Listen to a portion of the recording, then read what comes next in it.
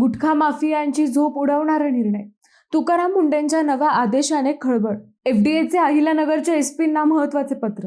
गुटखा विक्री करणाऱ्यांवर आता फक्त गुन्हा नाही तर थेट मोक्का लागू शकतो. राज्य सरकारच्या या मोठ्या निर्णयामुळे गुटखा माफियांची झोप उडाली आहे. अन्न व औषध प्रशासनाचे आयुक्त तुकाराम मुंढे यांनी राज्यभरातील गुटखा माफियांवर महाराष्ट्र संघटित गुन्हेगारी नियंत्रण कायदा म्हणजेच मोक्का लावण्याचे आदेश दिले आहेत.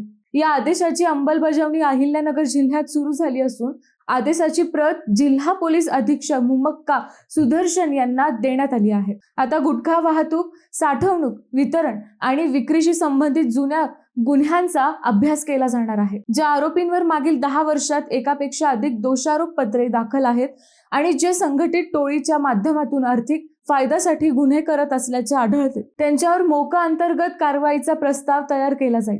याशिवाय गुटखा रॅकेटमध्ये कोणताही सरकारी अधिकारी सहभागी असल्याचे आढळल्यास त्यांच्यावरही कठोर कारवाई होणार आहे. हा निर्णय अवैध गुटखा व्यवसायाला मोठा धक्का मानला जात आहे. तुम्हाला काय वाटतं? या कारवाईमुळे गुटखा माफियांना खरोखर आळा बसेल? तुमचं मत कमेंटमध्ये नक्की सांगा.